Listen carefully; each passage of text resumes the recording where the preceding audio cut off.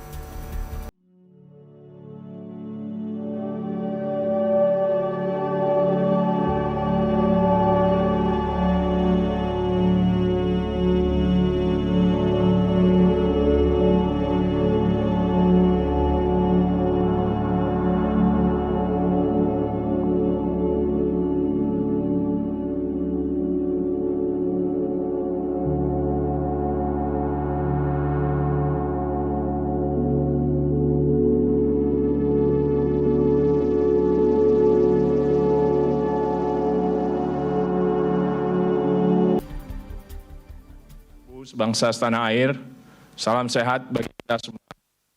Hari ini, Senin 5 Juli 2021, saya, Jody Mahardi, juru bicara Menteri Koordinator Bidang Kemaritiman dan Investasi, akan menyampaikan perkembangan terbaru pemberlakuan pembatasan kegiatan masyarakat darurat di Pulau Jawa dan Bali.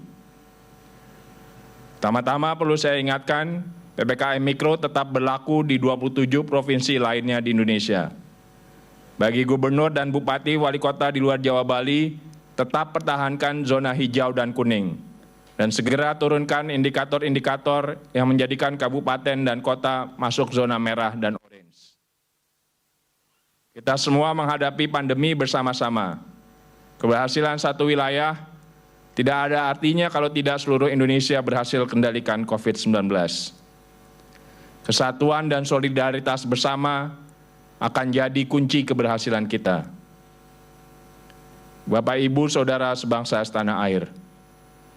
PPKM darurat berlaku di 48 kabupaten kota yang telah di-assess berada pada pandemi level 4 dan 74 kabupaten kota pada level 3.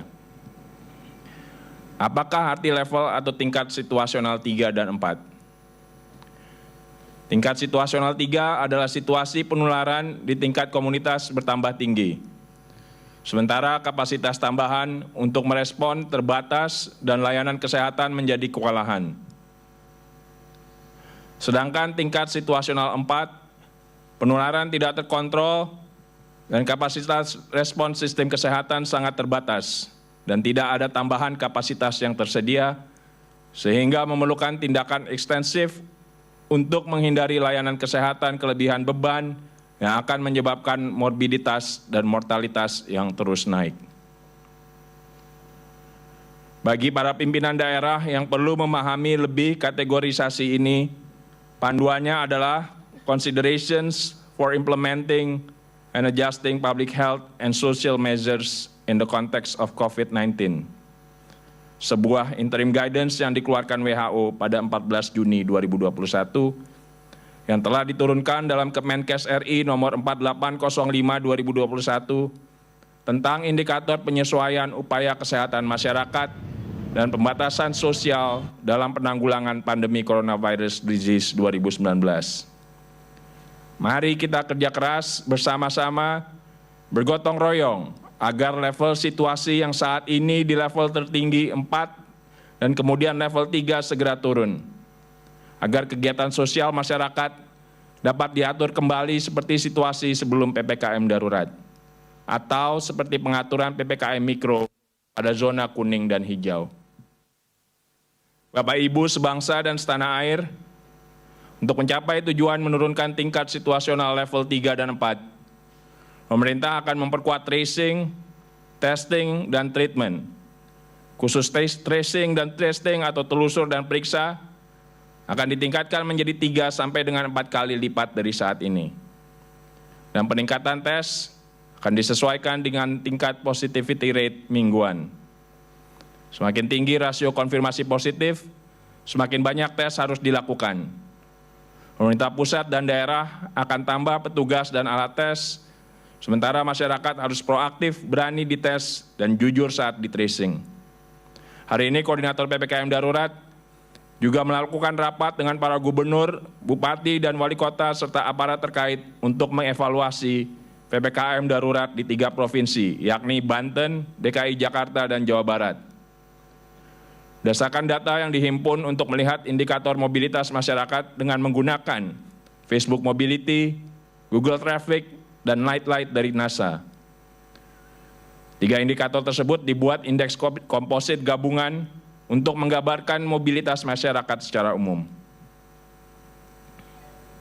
Berdasarkan analisis historis, dibutuhkan penurunan mobilitas 30% untuk menurunkan jumlah kasus. Namun dengan varian Delta saat ini, estimasi kami membutuhkan penurunan 50% mobilitas masyarakat. Kita butuh saling mendukung untuk mencapai indikator ini. Tetap di rumah, produktif, dan ibadah di rumah.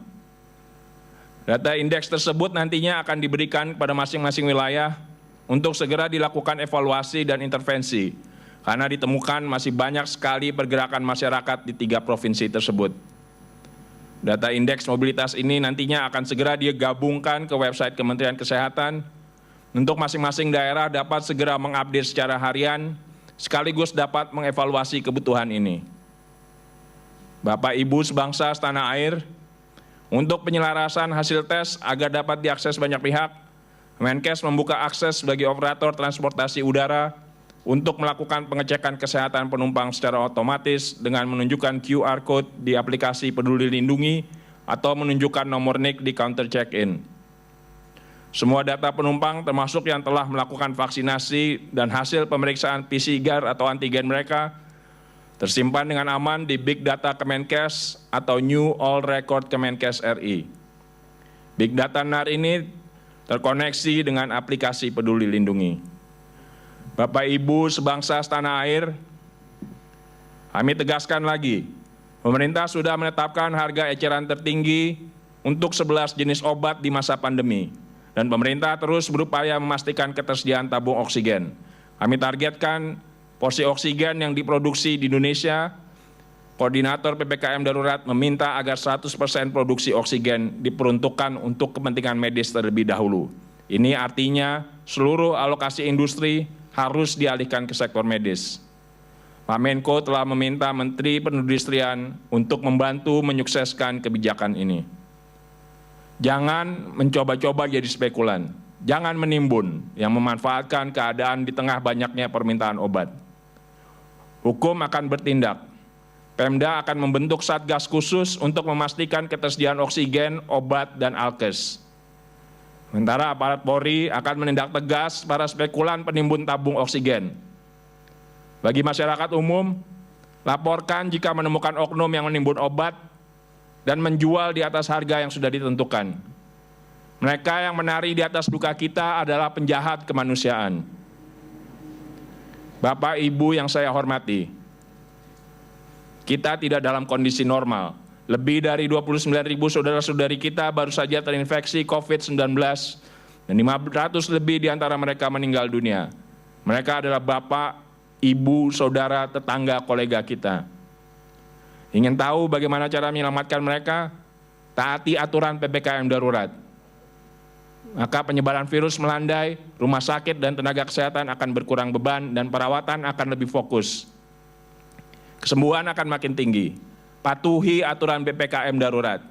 Jaga jarak, tetap di rumah, pakai masker, double masker lebih baik, dan cuci tangan, pertahankan kebersihan dan kesehatan lingkungan.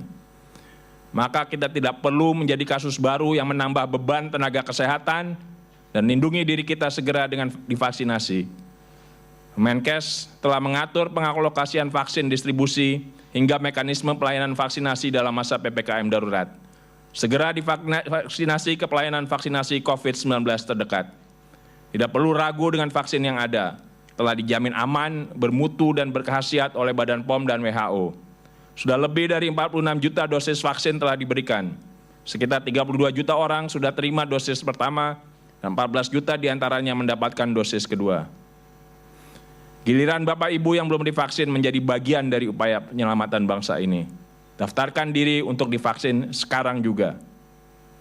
Bapak Ibu, saudara-saudari yang sedang dalam perawatan rumah, pemerintah semakin menggalakkan pelayanan kesehatan melalui telemedicine pada masa pandemi COVID-19. Cari informasi yang akurat tentang telemedis ini di situs Kemenkes RI dan covid19.go.id. Bapak Ibu sebangsa setanah air, patuhi protokol kesehatan, prokes harga mati, tetap di rumah, pakai masker dan rajin cuci tangan. Tidak mematuhinya akan berujung sanksi atau keselamatan nyawa Anda dan orang lain. Tetap bersatu melawan COVID-19. Semoga Tuhan melindungi dan menyehatkan seluruh bangsa Indonesia. Sekarang saya persilakan Brigjen Polisi Dr. Andes Rusdi Hartono MSI, Karopenmas Divhumas Polri untuk memberikan keterangannya.